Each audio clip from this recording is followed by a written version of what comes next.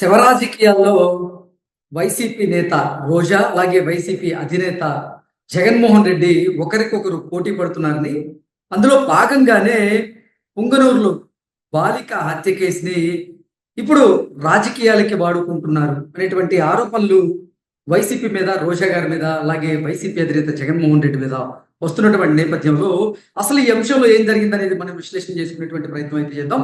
ప్రస్తుతం మనతో పాటు ఉన్నారు ప్రముఖ సీనియర్ జర్నలిస్ట్ ఎంకే రావు గారు. సార్ నమస్తే సార్.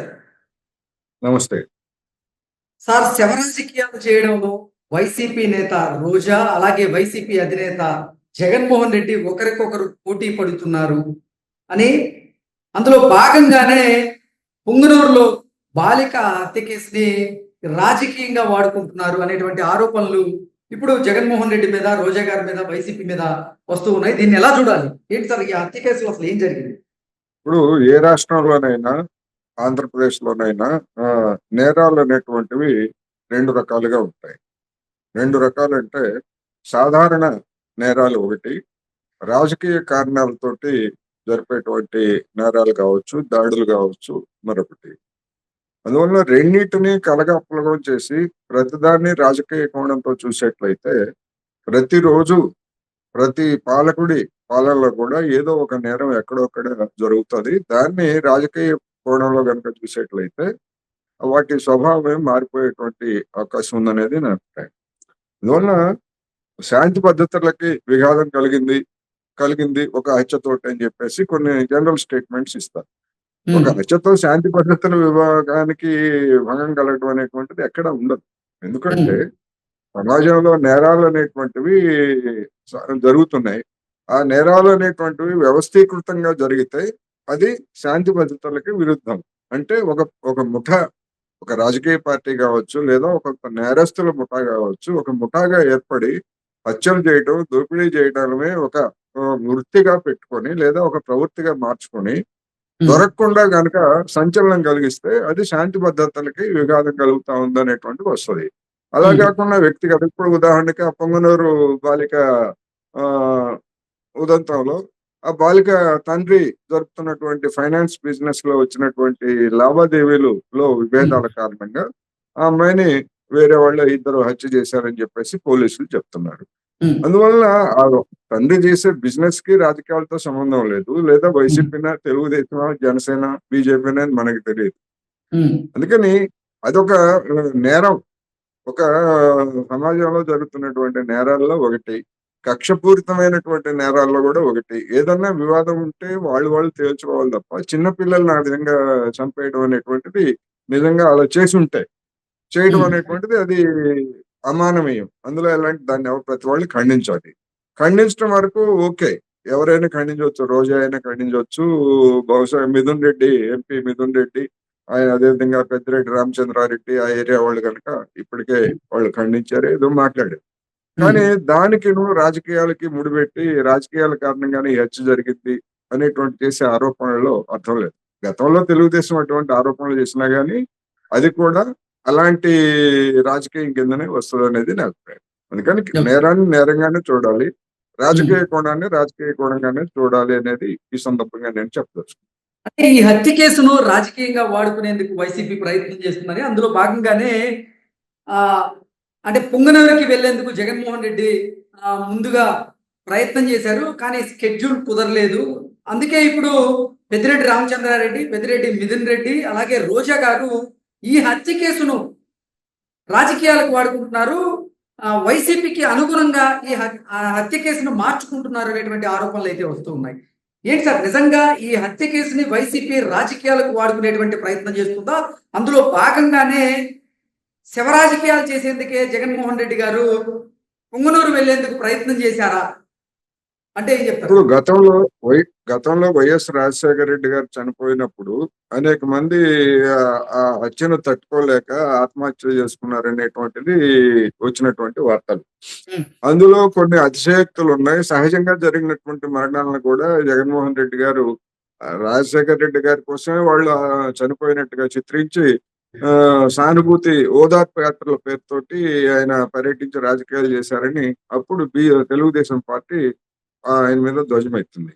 అందుకని అప్పటి నుంచి ఏ ఉదంతం జరిగినా గానీ ఎవరైనా రాజకీయ నాయకులు వెళ్ళి ఆ బాధిత కుటుంబాన్ని పరామర్శిస్తే, తెలిసినా గానీ తెలియకపోయినా గానీ పరామర్శిస్తే అది రాజకీయ పరమైనటువంటి వివాదానికి దారితీస్తా ఉంది. ఇప్పుడు కూడా జరిగినటువంటి హత్య ఇప్పుడు ఆ తల్లిదండ్రులకి సానుభూతి తెలపడానికి, మద్దతు తెలపడానికి ఏ రాజకీయ పార్టీ అయినా వెళ్ళొచ్చు. స్థానికంగా ఉన్నటువంటి ప్రజాప్రతినిధులు వెళ్ళొచ్చు. దాన్నేం తప్పుపట్టం.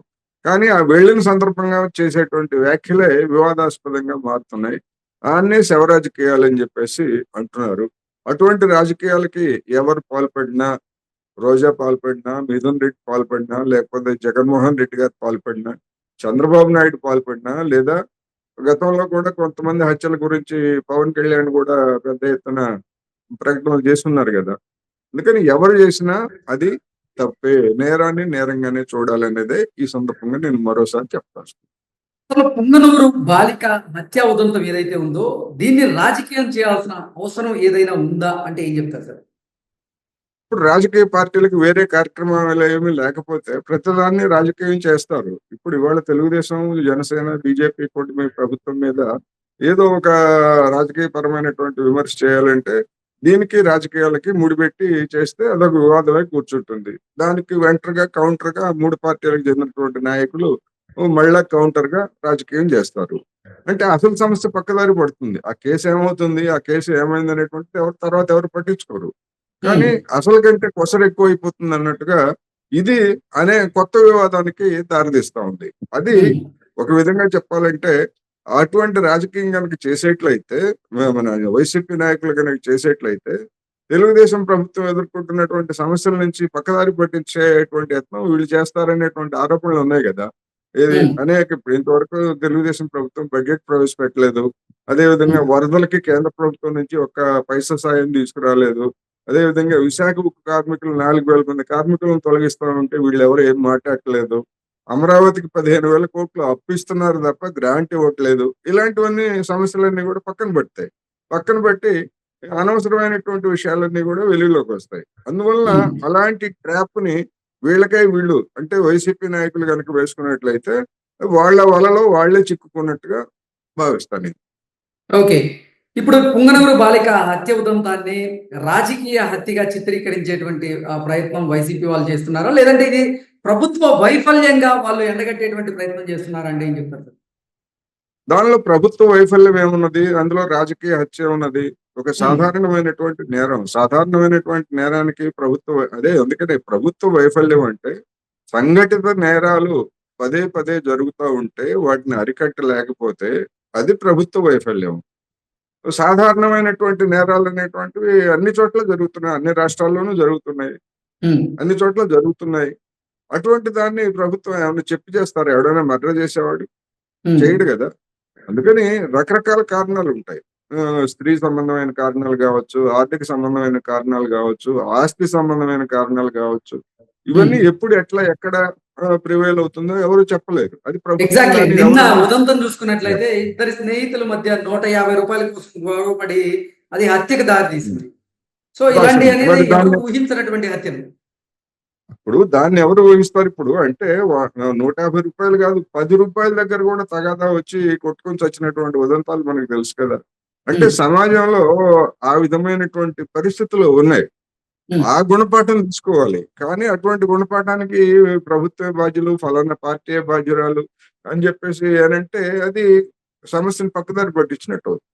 ఓకే. అందుకని ఖండించండి. హత్యను ఖండించండి. తల్లిదండ్రులకి సానుభూతి తెలపండి. బంధువులకి సానుభూతి తెలపండి. అండగా ఉండండి. ఎన్నైనా చేయండి గానీ, రాజకీయం చేస్తే దానివల్ల ఉపయోగం లేదనేది నా అభిప్రాయం. Okay. Okay sir. Thank you so much.